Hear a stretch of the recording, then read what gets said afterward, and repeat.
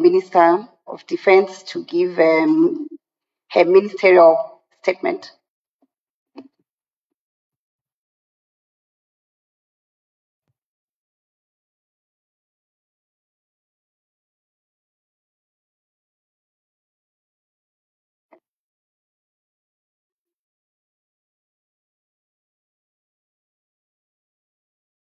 Madam Speaker, allow me to thank the august House for the unflinching support rendered towards the fight against the drug and substance abuse menace in the country.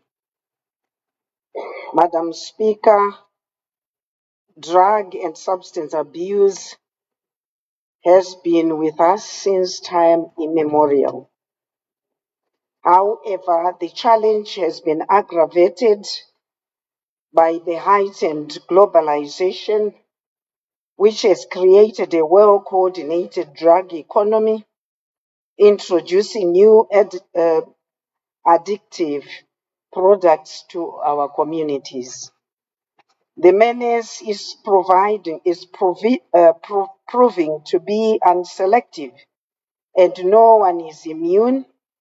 Families, learning institutions, workplace, and churches are being affected. It is a disturbing situation to note that some of the victims are raping, even killing their own parents. We have lost precious life due to road traffic accidents caused by the influence of drugs. The emerging drug culture is exerting pressure on the tight fiscal space and fueling violent criminal activities. The magnitude and complexity of this challenge require that we adopt the multi-stakeholder approach in earnest, leaving no one and no community behind. Madam Speaker, allow me to commend the visionary leadership of His Excellency President Dr. E.D. Mnangagwa for inculcating a whole of government and society approach in our response to this menace by directing that government elevates the Interministerial Committee to a multi-sectoral national committee on drug and substance abuse. I also thank him for launching the multi-sectoral action plan 2024 to 2030, which I saw submit. I also thank him for launching, through the action plan, the President declared zero tolerance to drug and substance abuse, made a clarion call to action by every Zimbabwean, and provided us with a strategic roadmap in order to fight against drug and substance abuse. My ministerial statement is intended to provide an update to the august House on the progress made by the National Committee on Drug and Substance Abuse since its establishment in April 2023. Allow me to begin by unpacking the structures of the National Committee for the benefit of honorable members. Madam Speaker, to ensure a coordinated and effective multi-sectoral response, a three-tier governance structure was established under the National Drug and Substance Abuse Response Framework. Allow me to announce that members of Parliament have been co-opted to the structures of the committees in order to represent their constituencies. I will start with the National Committee on Drug and Substance Abuse. The National Committee on Drug and Substance Abuse is the highest level policy-making body, which is chaired by the Minister of Defense and deputized by the Minister of Home Affairs and Cultural Heritage. The National Committee is responsible for providing guidance and oversight on the implementation of the Drug and Substance Abuse Program.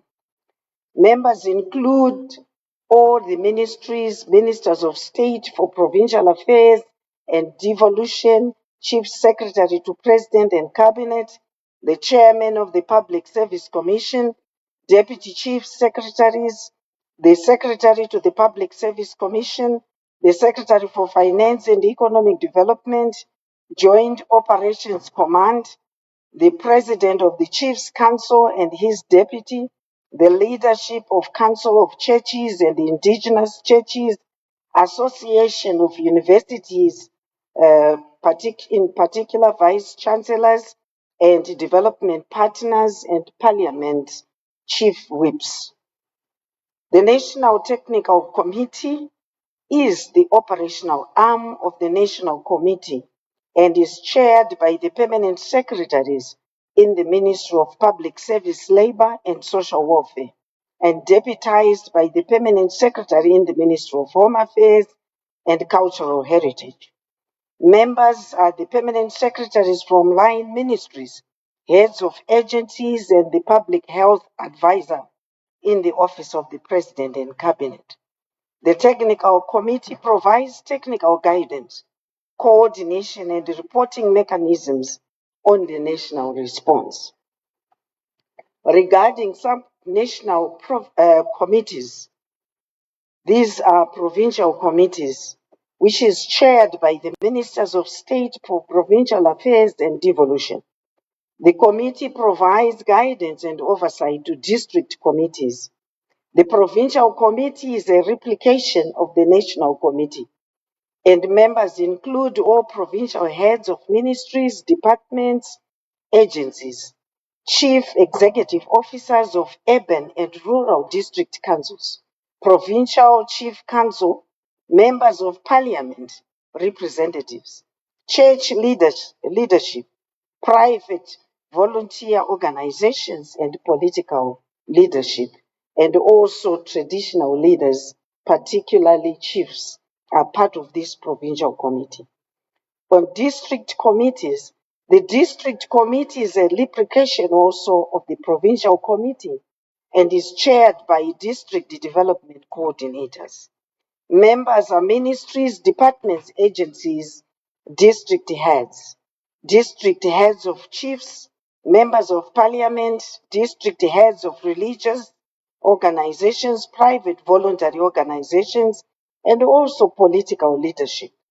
The district committee is responsible for coordinating the implementation of the drugs and substance abuse programs in the district, providing guidance to ward and village committees and reporting to the provincial drug and substance abuse committees.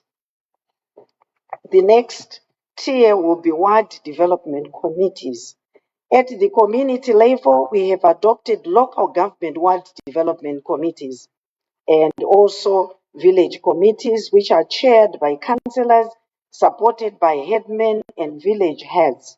Members also include school heads, members of parliament, religious and faith-based organizations, social welfare workers, nurses in charge of these rural clinics, village health workers, youth officers, women officers, political leadership, civil society organizations, and other government and non-government development officers at the ward level. Village committees implement programs and activities at the grassroots level. Madam Speaker, the village committees require support from honorable members with regards to the mobilization of communities and coordination of activities. This abuse is taking place at village level, and also is very critical that we build the capacity of these structures. The Ministry of Public Service, Labour and Social Welfare provides secretariat roles to all these committees from the national to sub-national levels, with Dr. Mahomva, the public health advisor to the President and Cabinet, supporting these committees. Madam Speaker, each committee at all levels operates through 7 similar pillars, each led by a line ministry with clear responsibilities and deliverables. The National Action Plan is the reference point for pillar programs and activities. Despite the resource constraints, the pillars have made significant strides in addressing the challenges that are bedeviling our country. Allow me to briefly highlight activities which are being undertaken by these pillars. I'll start with the supply reduction pillar.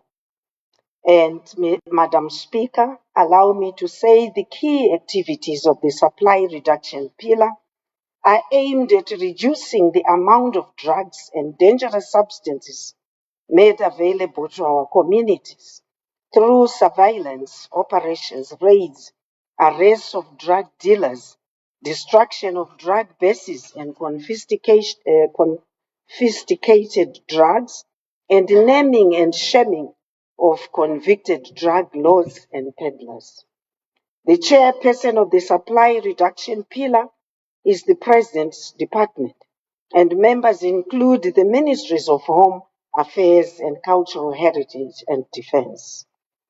The CID Drug and Narcotics Unit was decentralized to all 10 provinces of Zimbabwe in order to curb drug and substance abuse.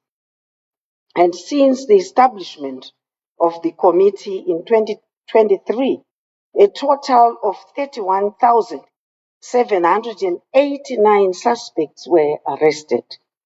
Of those arrested, 3,585 were referred to court.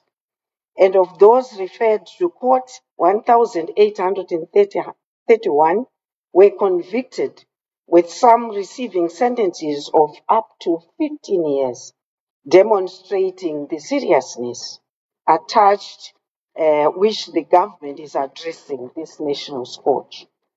A total of 665 bases were destroyed across the provinces during the period under review.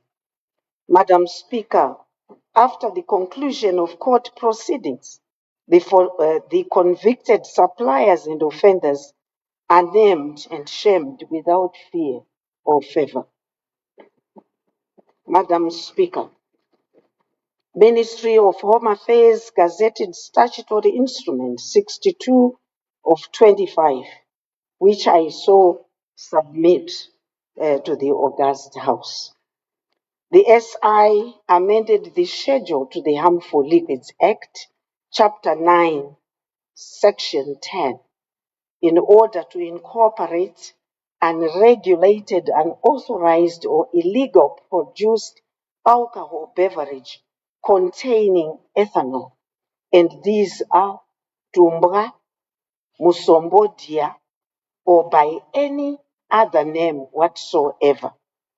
And these apply to those that manufacture, those that sell, those that supply or possess or drink these substances. These substances are banned. Madam Speaker, the National Committee is concerned with the proliferation of liquor operators. The actions undertaken by the Liquor Licensing Board include closure of liquor outlets at bus termini and fuel service stations, restricting of bottle stores in CBD, allowing chain supermarkets only. Cancellation of licenses also has been effected to those that sell illicit brews. From October 2023 to March 2025, 296 non-compliant premises were shut down. The Liquor Act, Chapter 14, Section 12 is being reviewed to transition the board into a national liquor licensing authority.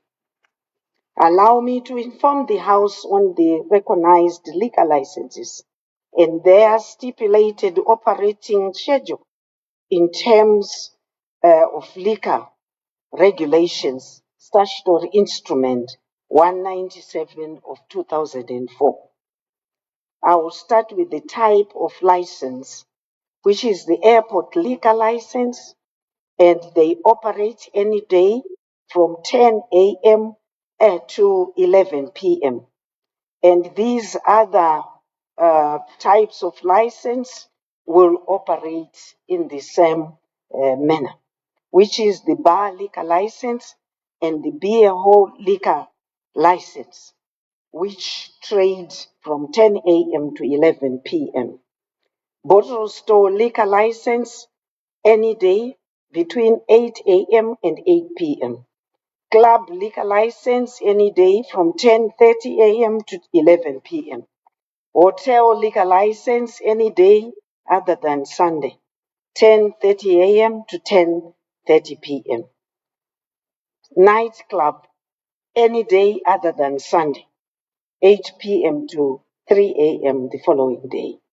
Passenger vessel liquor license any day from 10 a.m. to 10 p.m. Restaurants, this is ordinary license any day, 11 a.m. to 3 p.m. and between 6 p.m. and 11 p.m. Restaurant special license any day, 11 a.m. to 3 p.m. and 4 p.m. Theater club liquor any day, 10 p.m. to midnight.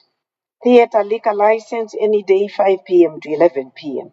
Wine produces liquor license any day, 8 a.m. to 8 p.m. Extended hours occasional liquor license any day other than Sunday, 11 p.m. to 2:30 a.m. Then special bottle store license any day, 8 a.m. to 9 a.m. Communities are encouraged to report drug supplies and peddlers to their nearest police station. Anonymous reports can be made to CID Drugs and Narcotics on 0242 777593 or WhatsApp number 0712 800 197. The honorable members are the eyes and ears of the pillar. The drug economy is rooted and thrives in our constituencies. Mr. Speaker, Madam Speaker, it is the responsibility of honorable members to protect the electorate which ushered them to this august house. The supply of drugs to our communities is a threat to our support base. We appeal to honorable members to provide more information on drug barons, peddlers, drug bases, and errant liquor operators. I now move on to demand reduction pillar. Madam Speaker, the activities of demand reduction are centered on awareness and education on the dangers of drug and substance abuse at the family level, community level, churches, earning institutions, and workplace. The pillar is also tasked to design programs and activities to occupy and empower the youth to avoid idleness and starve the drug market. The chairperson for demand reduction pillar is the Minister of Youth Empowerment, Development and Vocational Training.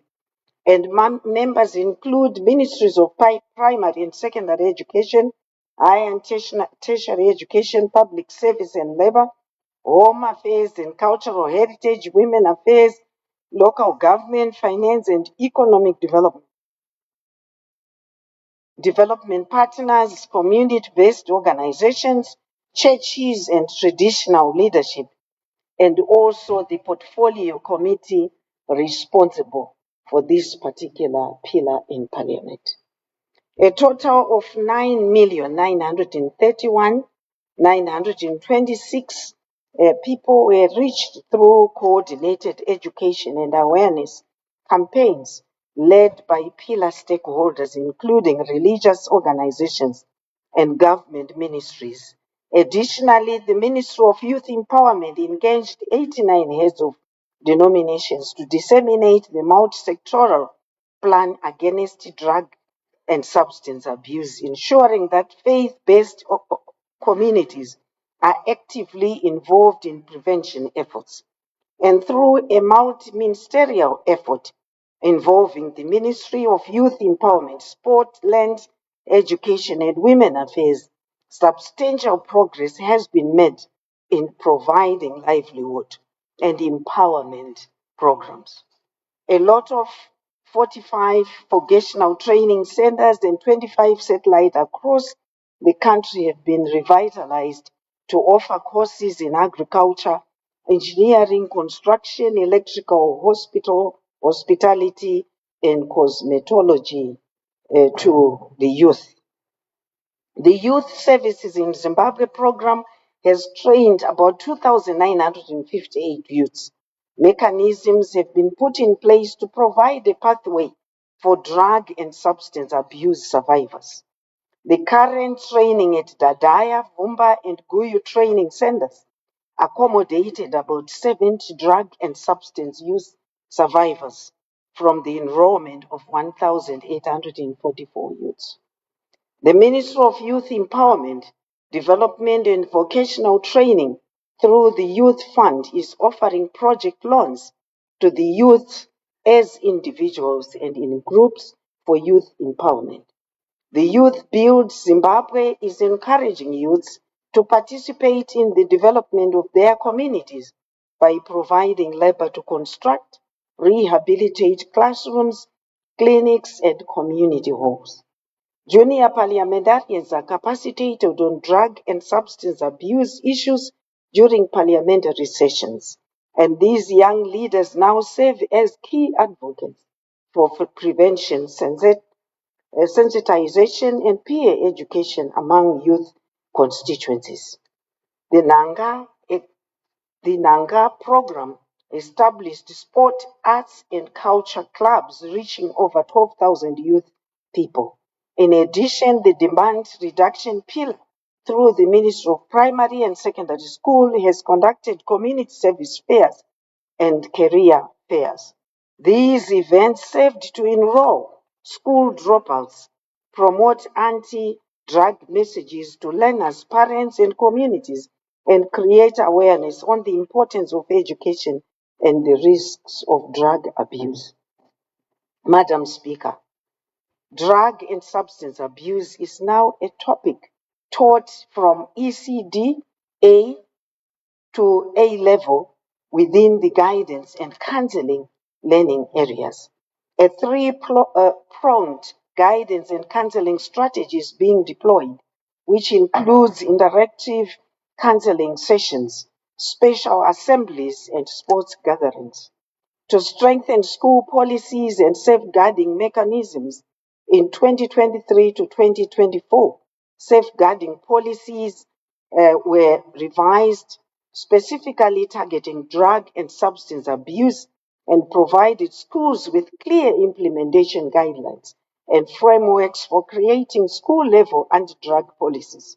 Teacher trainings were conducted to support the implementation of this policy.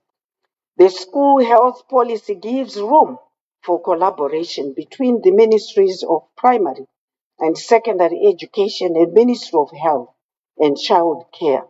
The policy allows health officials to conduct health services in schools and include the screening of pupils for mental health issues, which include drug and substance use if need be. A total of 24,000 traditional leaders have been capacitated on drug and substance abuse prevention strategies. This initiative ensures sustained community leadership involvement in drug prevention at the grassroots level and leveraging their influence to shape norms and behavioral change. Madam Speaker, the victims and those to be victims are in the communities. The community lower level structures play a vital cog in a successful response to this message. We look forward to closer collaboration with honorable members to ensure more demand reduction activities at the grassroots levels. I move to harm reduction, treatment, and rehabilitation pillar.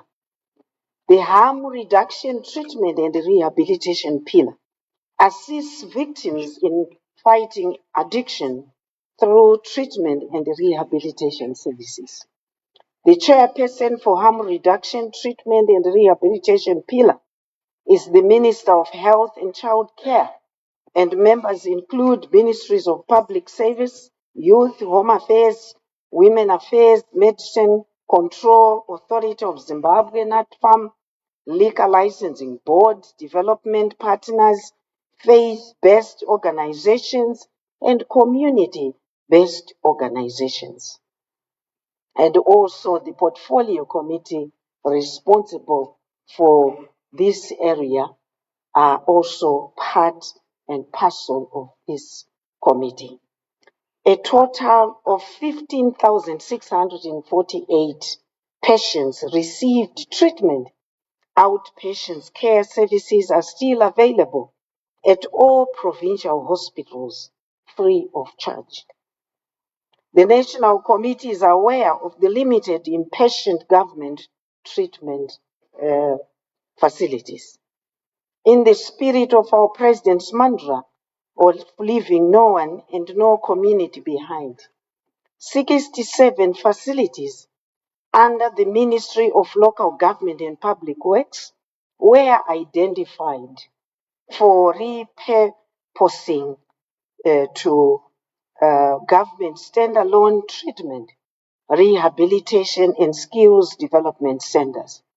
The list is not exhaustive, and honorable members can identify more usable facilities in their constituencies for repurposing to treatment, rehabilitation, and skills development centers.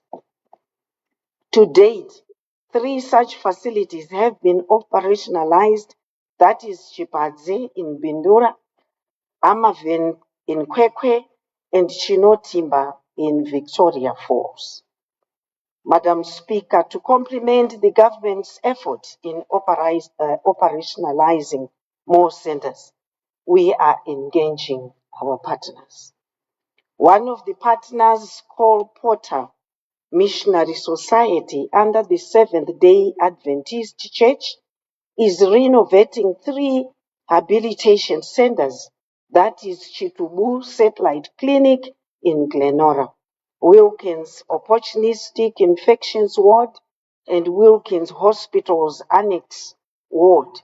The Opportunistic Infectious Ward is at 92% completion. We took note of private rehabilitation facilities conducting business without the due registration process. In terms of the Health Profession Act, Chapter 27, Section 19, it is an offense to operate a rehabilitation facility without registration with the Health Professions Authority. The authority has heightened inspections. Offenders are arrested and facilities shut down.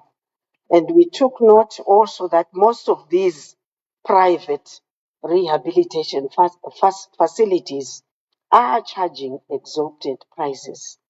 And we have the responsible and respective committees investigating most of these private operators. The Health Profession Authority published in the print media a list of registered rehabilitation centers for the benefit of citizens. And on government side is Pararingatwa Hospital, Salimugabe, Ingucheni, Ngomahuru, and Halfway Hospital, Machingo, Chipadze Bindura, Amaven Kwekwe, Chinotimba, Victoria Falls. And the private operators are Mandipa Hope Drug Rehabilitation Center, the Chariot Rehabilitation and Wellness Center, Fen Valley Mental and Rehabilitation in Motare, Gateway Mental Health and Rehabilitation Psychology Unit in Harare, Mandara Mana Wellness Center, Fortress Rehabilitation Unit Rua, Mubatira Pamwe Hospital, Chrysalis Transformation Center. We encourage honorable members to report dubious facilities operating in our constituencies in order to promote our citizens from manipulative practices. It is also the prerogative of this august House to interrogate the cost of services, as I have indicated offered by these private operators. On psychosocial support and community reintegration pillar, the psychosocial support and community reintegration pillar provides support services to victims and their families. The chairperson for this psychosocial support and community reintegration pillar is the Minister of Public Service, Labour and Social Welfare. And members include Ministries of Youth, Health and Child Care, Home Affairs, Women's Affairs, local government and public waste, finance, development partners, community-based organization, churches and traditional leadership, including also the parliamentary portfolio committee, which is in this particular sector. A toll-free line 0801-4424 was established to provide confidential counseling, referral services, and support to affected individuals and families. Additionally, Ministry of Health COVID-19 call center with dial number 2024 was repurposed to a mental health care center to provide complementary drug and substance counseling and referral services. We appeal to honorable members to publicize the toll-free numbers. To date, the toll-free platform has reached over 10,356 people, offered timely intervention, and connected communities with life-saving services. The two outpatient patient psychosocial support centers in Harare, Makombe Complex, and 4th Street, Bulawayo, under the Ministry of Public Service, Labour and Social Welfare, provided outpatient psychosocial support services to 11,340 individuals and families. As a way of promoting positive parenting and preventing relapse in communities, there are currently 688 functional parenting groups across the provinces, and these groups aim to strengthen family bonds, equip parents with effective parenting skills, and create supportive environments for children's growth and development. They also serve as platforms for peer support and the sharing of best practices in child rearing. A total of 160 community-based support groups have been established across all provinces, spearheaded by religious leaders, private partners also. Additionally, establishment of drug-free livelihood centers is being earmarked for, with Old Highfields Community Hall already operational. The legal and policy pillar. Madam Speaker, the legal and policy pillar is seized with reviewing our laws and policies to effectively combat drugs and substance abuse. The chairperson for the legal and policy pillar is the Minister of Justice, Legal and Parliamentary Affairs, and the members are all ministries. The Dangerous Drugs Act, Chapter 15, Section 2, was amended through promulgation of Statutory Instrument 167 of 2024, which lists crystal meth, mutoriro, under the schedule in the Dangerous Drugs Act, Chapter 15, Section 2, for much more punitive sentences. The National Committee recommended the establishment of a drug and substance abuse control agency to ensure long-lasting solutions to the menace. And the bill is to be tabled before Cabinet, and we are hoping that next week this will find accommodation into Cabinet. Amongst the proposed cabinet functions of the agency, these functions include enhancing coordination, swiftly responding with regulations to close legislative gaps, and imposing stiffer penalties outside the standard scale of fines. The bill for the agency, as I have indicated, will be tabled before Cabinet next week. We appeal to the August House to support the bill once it is presented to Parliament and expedite the due processes. We employ the August House to assist the judiciary with punitive laws. In other jurisdictions, drug trafficking is a serious offense, and this House can lobby for sentences linked to the number of lives destroyed. Drug and substance abuse is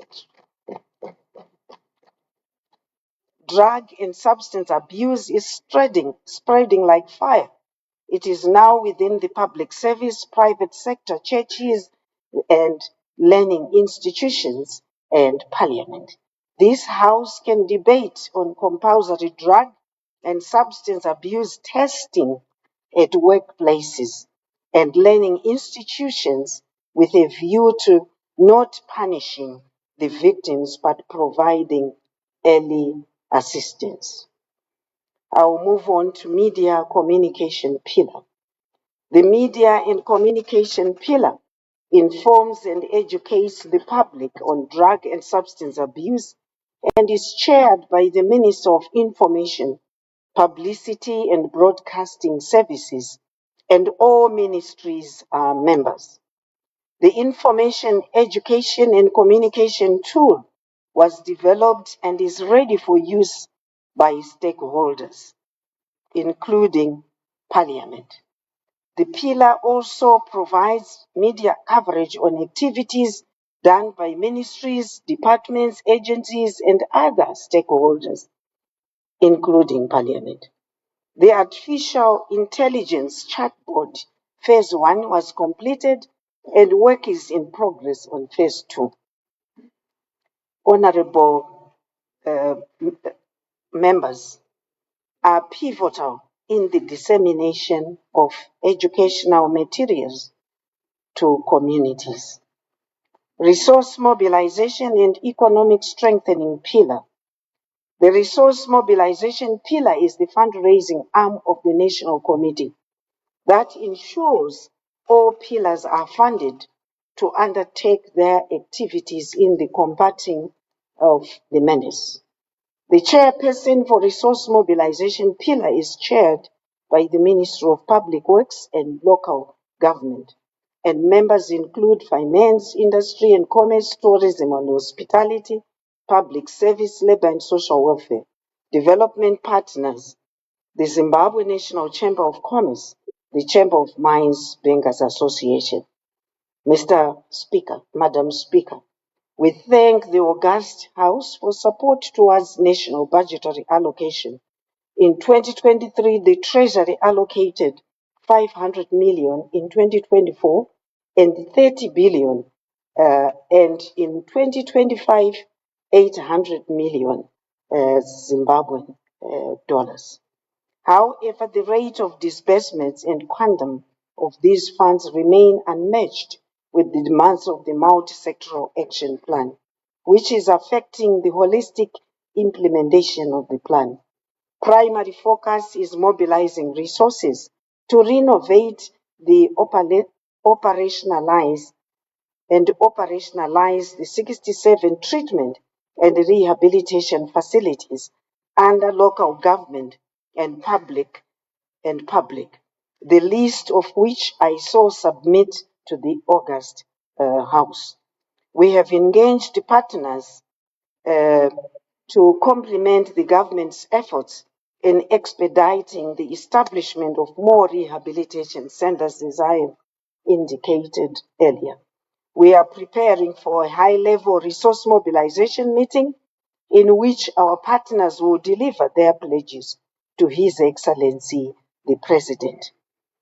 I appeal to honorable members to identify local economic actors and well-wishers and facilitate linkages with the resource mobilization pillars in order to ensure that our constituencies have partners on this day.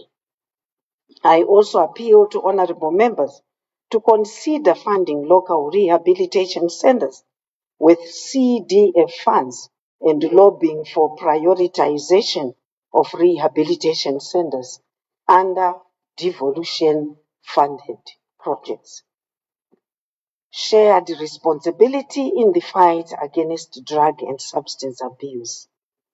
While the government is leading the robust structures and mechanisms to combat the growing menace of drug and substance abuse, it must be clearly stated that this fight is not the responsibility of government alone, nor of those directly tasked to spearhead the response.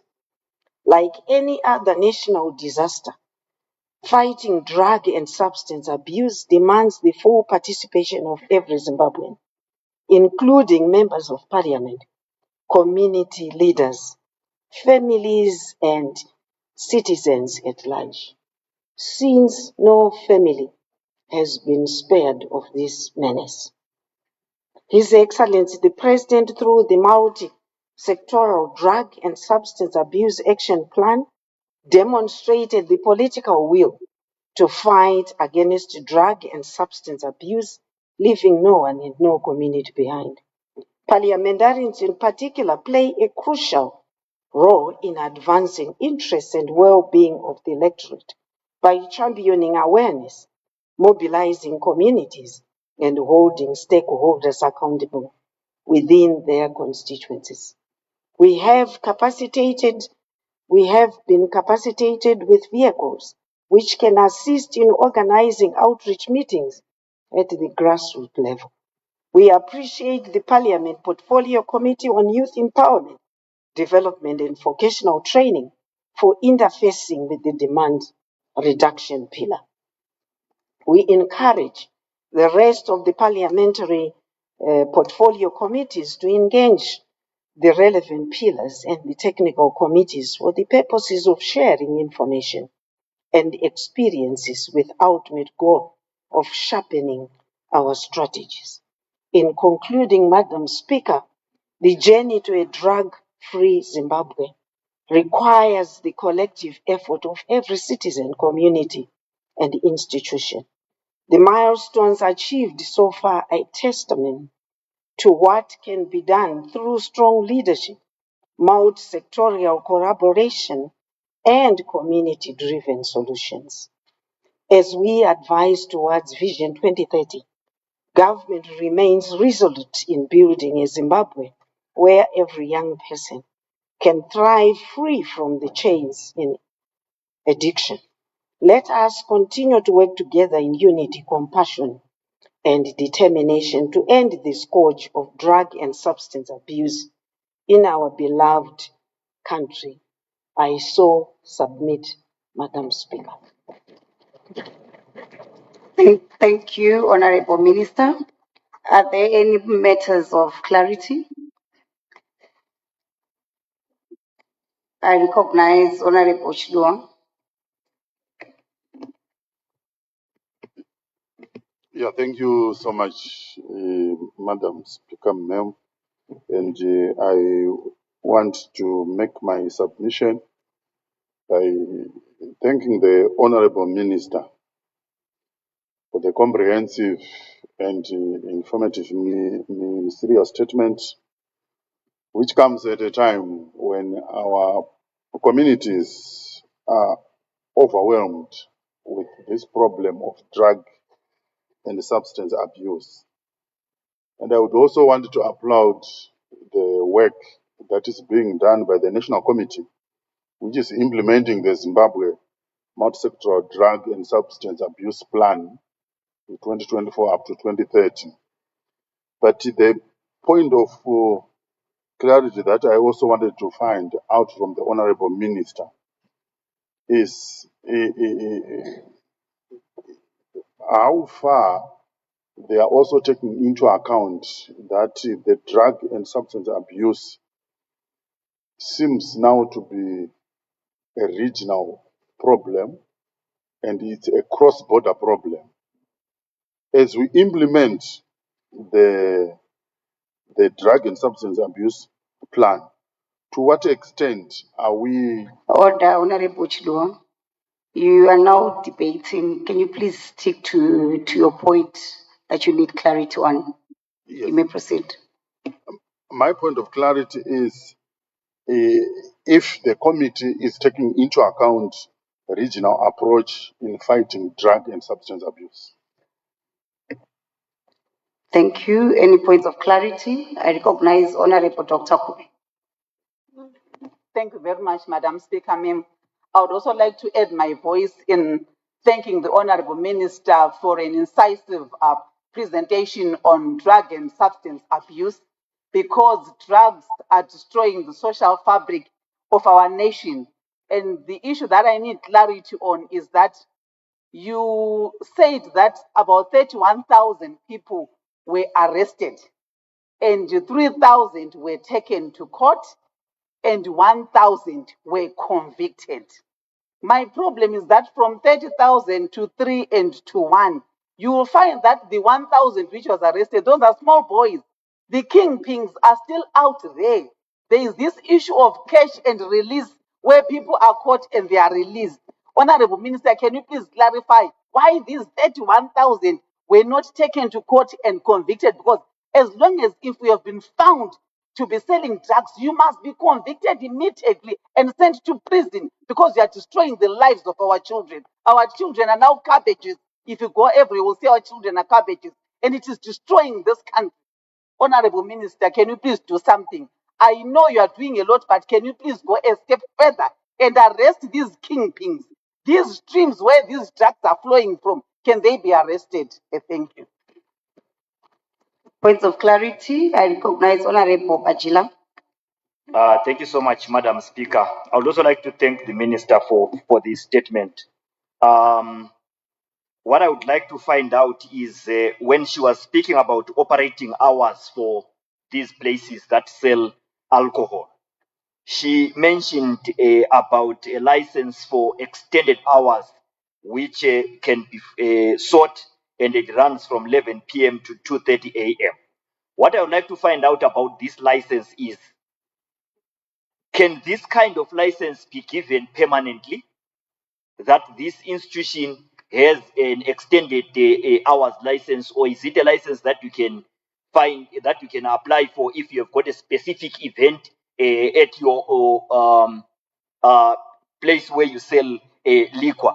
Because there are places that we know that are permanently operating till the mornings. Want to find out if they have this license permanently, and perhaps maybe to also say the issue that says the restaurant licenses run up to 4 p.m. Has there been considerations on what this could mean on tourism in the country if our restaurants will stop selling alcohol at 4 p.m.? I thank you. Point of clarity, Honorable Pijo. Thank you very much. Kutanga ndoda kutenda Honorable Minister Ministerial Statement yavo. Ndanyatsodzidza zvakawanda, ndinotenda Honorable Minister. Asi ndoda kunzwisisa, handina kunyatsonzwisisawo kuti ava vanopinda muma-rehabilitation center umu vanobhadhariswa mari here, kana kuti zvinozofamba sei panyaya yemuripo, vari kurapiwa pachena here?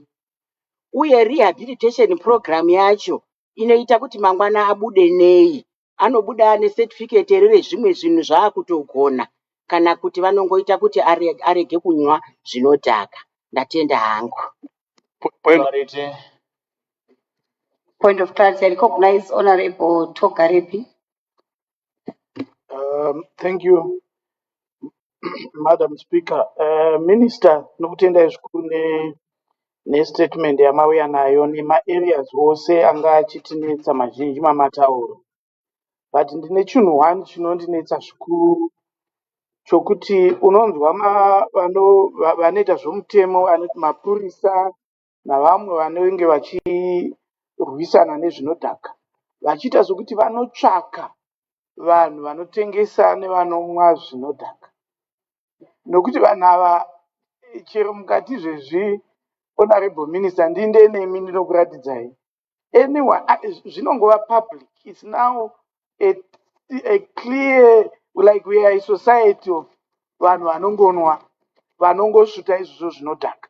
Saka ndaifunga kuti nzvimbo idzi dzinozikamwa, why can't we just go and round these people up, tikabvapo toenda pamwe patinongoziva pese tichivavharira ivavo vese. Ndinofunga kuti kungoti kwava nomutemo watakabvumirana muno mumba wokuti kuti munhu akawanikwa ane mhosva haachabvumigwi kuurawa. These people are killing millions in this country. Dei mutemo uchitibvumira, ava vaimbofanira kumboiswawo pafiring squad, vana vedu vapera.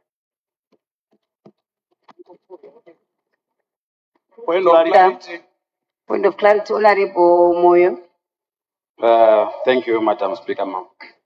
On supply reduction pillar, you are naming and shaming. It's commendable. How many have been named and shamed by now? And Honorable Minister, are you able to maybe provide a database accordingly to Parliament, detailing even the provinces where these drug lords are? Number 3, are these people who have been named and shamed also assisting in naming other members from the cartel? And then on demand reduction pillar, Madam Speaker, ma'am, I don't remember being called to a meeting or any activity at a district structure. And my question is there a clear monitoring and evaluation so that we see these structures from the national committee down to what committee? Thank you, Madam Speaker, ma'am. Clarity. Point of clarity, I recognize Honorable Nyandoro. Maita basa, Madam Speaker. Mubvunzo wangu kuna Honorable Minister ndewekuti tingabatsirikawo sei seva-honorable members nebandiko rinoona nezve kuissuwa malicenses ema-bottle store. Nekuti malicenses aya dzimweni dzenguva tine ma-bottle stores, ndichitarisa kumusha wandinomirira weSouthampton, tine ma-bottle stores akagadzikwa pakati pedzimba anorara achiridza zvinoridzwa kusvika kuma-AM. Tobva tachizama kuti tibatsirikane kubva kumapurisa kunyangwe nevemalocal authorities vanoissuwa malicenses, but hatina kubatsirika kwatiri kuwanika, and vabereki vari kuchema nekuti havasi kurara mudzimba. Idanho ripi ringatorwe neve-National Licensing Board kuti ma-bottle stores asaitwa pakati pedzimba? Maita basa. Point of clarity. Point of clarity, Honorable Tsitsisho. Mazvita, Madam Speaker. Ndinoda kutenda zvizhinji statement yauya Honorable Minister of Defence. Nekuvatenda zvizhinji nemapavataura kuti vabereki vava nekushungurudzika, nyanyisire madzimai, nokuti zviro kwazvo vana gogo vari kubatwa chibharo nevazukuru, kuchengeteka kwevana kwava kunetsa. Asi mubvunzo wangu wavo kuti toita sei vataura mabandiko akawanda zvizhinji, ndingati pachirungu makomiti anosvika paward level ekushambadza nekubetsera nyaya yedrug and substance abuse, asi kune nhaurwa huru inonetsa kumaministries, nyaya yemari yekuti basa rifambe, mapepa ekushambadza aprintwe. Urongwa hupi hwavanawo kuti iri basa riendeke zviri nyore vachishandisa mabandiko avataura, makomitizi avataura? Ndatenda. Point of clarity, Honorable Mahlangu. Ngiyabonga, Madam Speaker, ma'am.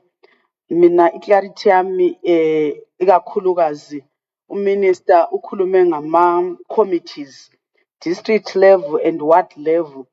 lapho okungena khona ikakhulu ama-MPs and councillors.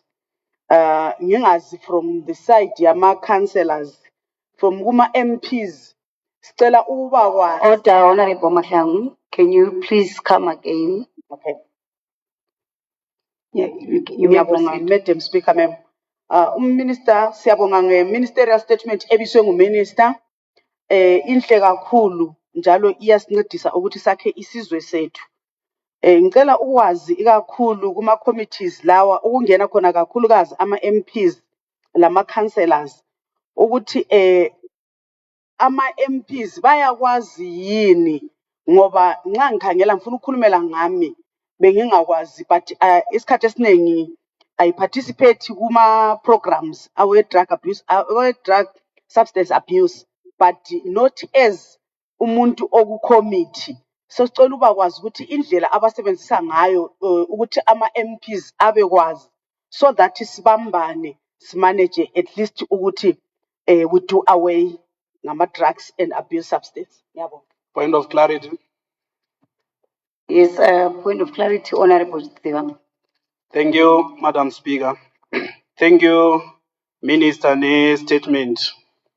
My points of clarity are: one, on the issue of food and security.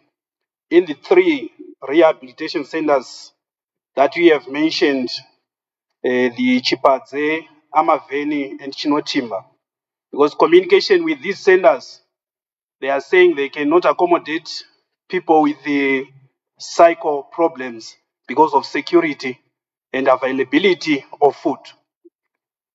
My other point of clarity is why can't we rush to have centers in the areas that we know that there's a higher population of people that have been affected by the use of drug, like our capital cities, so that we might have rehabilitation centers in those areas. Then another clarity is on the issue of hospitals. At the hospitals, Minister, there is no free charge. People are paying for treatment of those affected. If you research further, you see that people are paying, there's no free charge. Then around the issue of the 67 rehabilitation centers, I wanted to know, when do you think these centers can start working or can have been completed on issue of the refurbishment? And in the case, there's this issue, because this substance, like crystal meth, is a sex enhancement substance, and there are children that are being born by those who are abusing this drug. What is the plan of this government around the issue of children born from addicts? Thank you. Of clarity. Point of clarity, Honorable Makumire. Thank you very much, Madam Speaker. Madam Speaker, I want to appreciate the work that is being done by the Honorable Minister. I'm excited with the statutory instrument 62 of 2025. I am sure it's going to address most of the problems. The first point of clarity is on the supply reduction pillar. There are a lot of issues that have been raised by the Honorable Minister, but I want to ask the Honorable Minister to clarify if there are any plans to invite police from different areas to come and do some raids, because the public has lost confidence in local police since they are also implicated in the corruption. Some of them are implicated in the corruption around the dealings in our communities. Secondly, there is a toll-free number that has been given under the harm reduction pillar. I also need clarity from the Honorable Minister if there is a toll-free number again for tipping off the police under the supply reduction pillar. Number 4, on the structure that has been laid down by the Honorable Minister, there is involvement of political leadership. I want the Honorable Minister to clarify if the political leadership is going to involve all political parties that are within a community, or it's the political leadership from one political party. Last,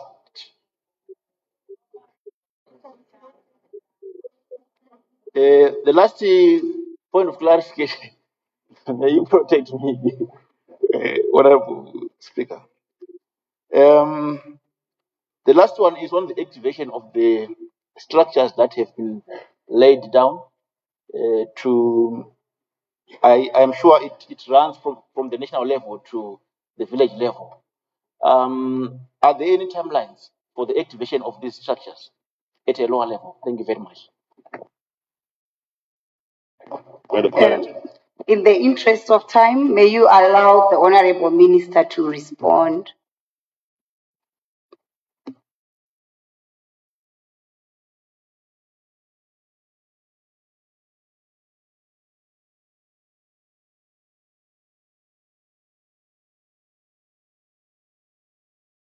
Thank you, Madam Speaker.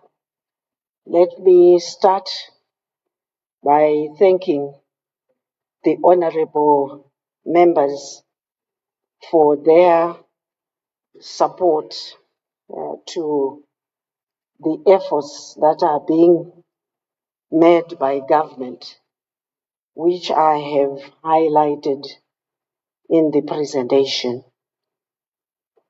Let me attempt to respond to some issues which are quite pertinent. I will start with Honorable Chitoa. Chilua, who wants clarification or clarity on what is being done by our committee since this problem has become regional and also a cross-border issue which affects not just Zimbabwe but other countries in the region.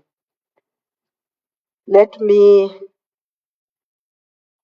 begin by sharing with this august house that we are working with all the other regional countries through SADC and also through Interpol to make sure that we share experiences, and also Interpol assists us particularly to identify those international drug peddlers, and the agency which is on cards, as I indicated, that now we have reached that stage where the Cabinet Committee on Legislation had deliberated on this.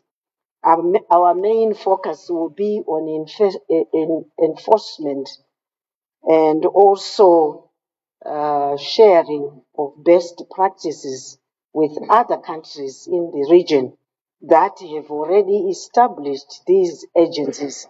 So I want to assure the august house that the committee will not leave any stone unturned, because Zimbabwe in the past was free of this problem.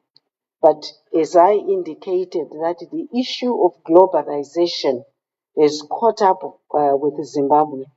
But let me also mention that because our multi-current system in Zimbabwe, we have become a target because these peddlers easily access US dollars. So this is a very serious problem, and you may be aware that because we collaborate, we have been able, other countries like South Africa has been able to arrest some companies that were producing these dangerous substances across the Limpopo. So we are really in control of the situation, but we hope as the agency come into operation, they will do more. And we hope that as a committee will be more effective. Dr. Kope, thank you for supporting the efforts that the committee is making. And you asked me to clarify on what is happening in the area of those that have been arrested, the number being 31,000, and only 1,000 are being dragged before the courts. You need also, honorable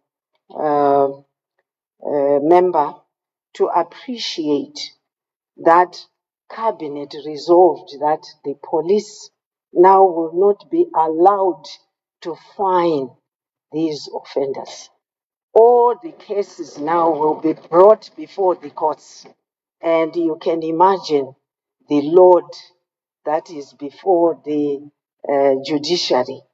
We really require the judiciary to work 24/7 in order to deal with all these cases. So we are working very closely with the judiciary to make sure that the processing of these cases are speeded up, just to make sure that we, as much as possible, deter most of those involved by the hard fines.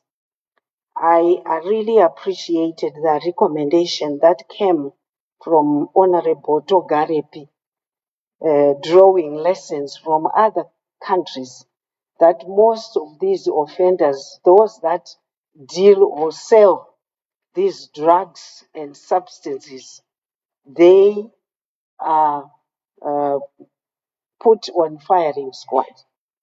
So I'm hoping that this is something that can be discussed in this August House, and it will become a deterrent, because this is a very serious problem that we are facing, and we have to take very stern measures to curtail this serious problem.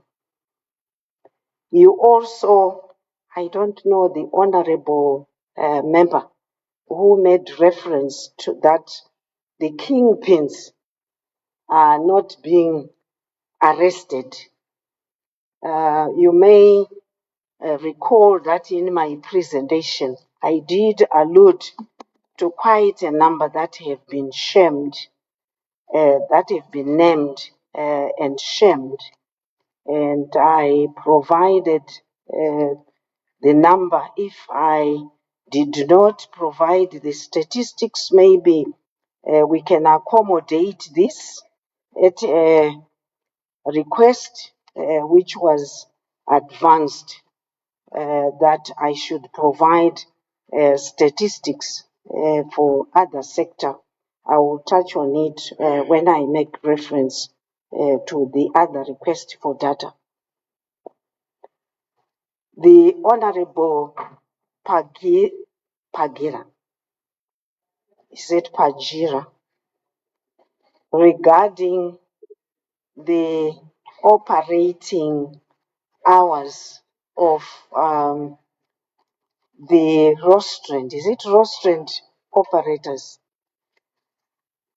These are licenses that have been advanced before this problem was declared as a menace by His Excellency And as I have indicated, that the legal pillar is looking at all these loopholes or gaps that are in our legislation or which we find in our acts. And this is an issue that I have taken note of, and the Minister of Justice is not present, but these are issues that we will raise as we meet as a committee. But feel free also to raise this issue when dealing with the individual pillars, in particular that of justice and parliamentary affairs. It's very important to advance some of these recommendations, but I've also taken note of the issues. Then another issue was raised. I didn't record the name of the member of parliament, but I'm sure the parliamentary officials have taken note of the name. Regarding the rehabilitation centers, which are within the cities. We don't have many that are in the rural areas. I did mention in my presentation that we have identified almost 67 of them, and we have tied all these rehabilitation centers to companies, mining companies or road construction companies that are operating within communities dotted around the country. And we are hoping that when we launch the resource mobilization, all these companies will be invited so that they plow back to communities, because these people that are being prey to the drug operators, these are people, some who are not employed, and because of lack of opportunities, when these companies have opportunities, they are also expected to assist with community challenges. I'm glad that His Excellency and Cabinet approved that we need to resuscitate the community assistance programs that should benefit various communities where resources are being exploited. Because if they are minerals, if they are exploited, they will not grow back again. So it is important to invest in a just cause. Comrade Togarepi, you made reference, yes, Honorable Togarepi, okay.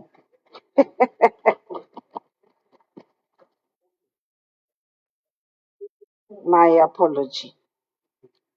He made reference to bases which are dotted across the country.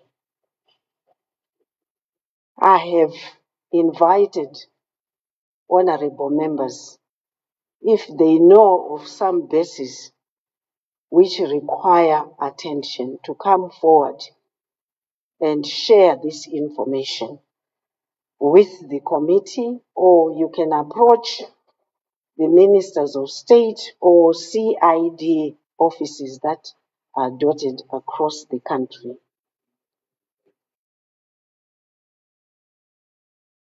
This should be private information which can be dropped into a box without necessarily identifying your problems. So there is such provision to protect those people wishing to share that information with the committee. It is a problem. We have succeeded in some areas and not succeeded in others. And as I indicated, that this is not a problem for government alone. but the concerns that you have raised in this august house demonstrate that you are concerned. And we are hoping that as we interact, we can share information so that we can attend to these problems. But also take comfort that as we introduce this bill, where we will be introducing the agency, its responsibility would be to hand down these bases. And so far, as I indicated, we have successfully attended to them and freed the victims. Honorable Moyo, supply pillar, how many have been named and shamed? That's the information that I will present during my next presentation to the August House. And true that the licenses are being advanced to those liquor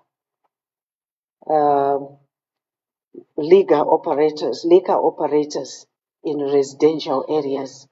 And bear with us that this is an issue that we need investigation. If there are those cases, please report these cases to us. Now that we know that you have a special role to play in this exercise. Honorable Joe, you thanked the President for putting in place measures to address this menace. We really appreciate. You did allude to the committees that are at village level and that they lack literature to be able to disseminate the effective messages to various communities. The committee, you may also appreciate that they are working with the Ministry of Higher and Tertiary Education, in particular the Midlands State University, to come up with literature that covers all the 16 languages so that we are able to disseminate the right messages to various communities in our respective constituencies. So we hope that exercise will be completed soon. The resources that we are mobilizing will go towards some of these exercises because information is critical. We have taken note that even honorable members or even in churches, there is only one statement that is made by either the church leaders that we should guard against those that are taking drugs and substances, and they end there without explaining or defining the problem itself, the types of drugs, how it's affecting society, and also talking about some of these acts that are in place to make sure that we control the operations of these various operators that deal in liquor, and also some of those entities that are selling these dangerous substances like chumbwa and musombodia and the dangerous drugs, which perhaps we will present at my next presentation. Wa Honorable Togarepi wandidzidzisa kuti unogona kutaurawo neshona. Macommittees ecuvillage zvandambotaura kuti ndiko kune madrugs ari kutorwa, noti nevana wedu chete vasina mabasa, asi vane mabasa, even madoctors, even mateachers ari kutora madrugs aya. Ari kuitika muvillage, mudunhu raSabhuku, mudunhu raHeadman, mudunhu maMambo. Zvambotaurwa naHonorable Kupe kuti social fabric yadestroyeka. Kana culture yedu yaitwa invaded zvakadaro, responsibility should accrue kune machiefs acho nemasabhuku, nekuti vana ava not only are they causing havoc kumafamilies atataura, mai vanorepwa nemwana, zvakare vanhu vemusociety vamwe vari kudhiraivha mashika-shika, vachidhiraivha vachiita maaccidents, and taona maaccidents atiinawo. Ane vanhu vakadzidza nevasina kudzidza vari kudhiraivha vari under this problem. Tiri kutaura nawo kuti ndokwatofanirwa kuisa maresources ikoko to build the capacity of maheadmen nemacancelors to take responsibility yekuona kuti tiwake marehabilitation centers in these areas. Wawake iwo, wakanye zvidhina, wabatsire kuti kutsvagwe zvekuwakisa. Tinofunga kuti vanopiwa counseling nemaclinic anenge ari in the area. Zvakare, we are hoping kuti youth officers arimo will be able to organize training sessions zvevanhu ivava kuti vatraine kuconstruction, vatraine carpentry, vatraine zveagriculture in their local communities. Then mari yozoadvancwa so that hatisi kungorapa, tiri kubatsira kuti vanhu vasangorapwe woenda kumba woshaya zvekuita idle minds, wozodzoka futi vakudhaka.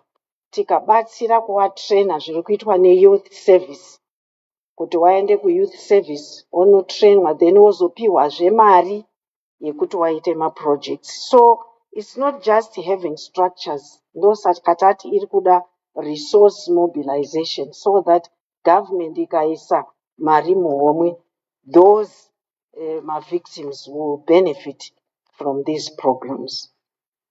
Then Honorable Mashangu, MPs are not aware that they are part and parcel of these committees. We tasked the ministers of state. This is not the first time this committee has been put in place. We had the committee, multi-sectoral committee, which had the same characteristics, and we succeeded before. And MPs were part and parcel of this committee. So at that level, we were hoping that the ministers of state would, it's automatic, they will invite the members of parliament because they are critical stakeholders. And at national level, we were doing so, but with the chiefs, the senators. And we realized that there was that gap. And from now going forward, we will be working together with all the portfolio committees. So my apologies. You are very critical, and we would want you to debate these issues and ensure that as you address meetings in your various constituencies, you also prioritize this area of drug and substance abuse. So this we will send information to ministers of state so that work begins now. Then there was also a concern of food and security issues on Shipadze and other two rehabilitation centers where they are not accepting those that have psychosocial problems. We can understand because cabinet deliberately made a decision that we want stand-alone rehabilitation centers because it's not necessarily the case that all the victims have some psychiatric problem, as was in case in some psychiatric cases. So bear with the committee that we have discovered that those victims that have no psychiatric problems mixed with those that have the problem. Most of the victims come out also not normal. So we are trying to separate these two, which is why Unguchen in Bulawayo now is accommodating only psychiatric patients. And we leave the others to a standalone rehabilitation center. And at times also we have failed that some were imprisoned, and it's like we are punishing these people until they have committed very serious offenses. But where parents approach the committee or the police, we have accommodated them differently. Then also there was concern that we need to accommodate more centers within urban areas. I agree with you that this is where there's more concentration, but it does not imply that in the rural areas there are no problems. I remember attending a funeral in the rural areas, and at that funeral there were almost 20 young people who were just lying there almost like they have no life. And we are referring to rural areas. So this is just one area, a drop in the ocean. What about other areas? This was just one community. What about the other communities? So the president is saying, let's throw our net wider so that we accommodate many areas.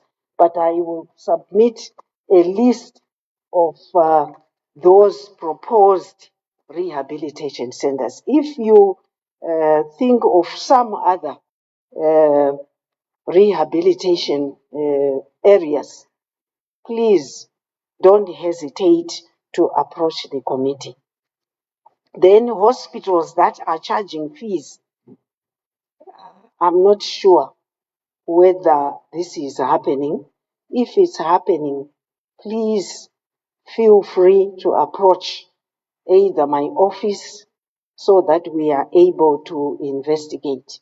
We can work with the Minister of Health so that we address this particular problem, because patients are supposed to be treated free of charge. We do have 6 general hospitals that are now in operation, and we will investigate to make sure that this is not happening.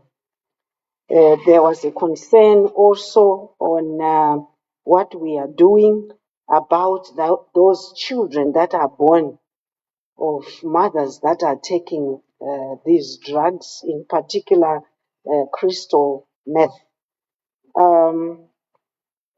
this is the first time that this issue has been raised. This is a medical issue that perhaps we will look into the matter, and when we get the correct technical answers, since we have indicated that there are many ministries that are involved, we will advise you accordingly. Comrade Honorable Makuwire, supply reduction pillar. What plans are in place to invite? Is it inviting the police? Perhaps I didn't quite understand the question. May I request the honorable member to fill me in on this issue so that I provide the relevant answer. With your indulgence, Mr. Speaker. Yes, you may go ahead. Thank you very much. Honorable Speaker, say the situation in our communities is that our locals no longer have trust in the local police officers. In some, not all, in some local police officers, because they are suspected to be dealing with these drug lords. So the point which I'm seeking clarity is on efforts that can be made by government to invite police who are not resident in that local community to come and do some raids. Is that clear now? Thank you very much. Let's give it back to the Honorable Minister of Defense. Yes. Thank you, Honorable Makuwire, for clarifying on that question. I think it's unfair to paint the police force, the whole police force, with a black brush. There are, of course, some individuals who are not trustworthy, but to bring the whole institution into disrepute, I think is unfair. I think the police have done a wonderful job, as I indicated, for arresting 31,000 perpetrators. And if they have achieved this high number, the courts, of course, are bombarded with demands of sailing a number of cases through the courts. We need to give credit to the police. What I would request the honorable member to serve us with is information on those police forces in the areas of concern. I'm sure it's in your particular area. If you would know those few police officers, because I'm very uncomfortable to accept the position where it's a blanket statement that bring all the police force. Sorry, Honorable Minister. Yes. Due to our time constraints, could I please humbly ask you to wind up, because we might end up having an automatic adjournment. Yes. Thank you. Lastly, perhaps maybe okay. You may go Yes. ahead and wind There up. was also a question on whether in our structures we are only considering political parties, the ruling party. This menace is not affecting only the ruling party. perhaps this question was ill-informed, as I indicated that all families are affected, and this is not only affecting maybe ZANU-PF members, but every member of our society. And so, in that case, as was the case of COVID, where all political parties were involved, in this vein, I do give comfort that all political parties are major players, because it's their members that are affected by this drug menace. I think that's the last clarification that I would advance. I want to thank you, Mr. Speaker. Thank you very much, Honorable Minister of Defense, for this comprehensive response that you've given us. May I now recognize the Government Chief Whip? I move that the House do now adjourn. Who seconds? I second, Honorable Speaker.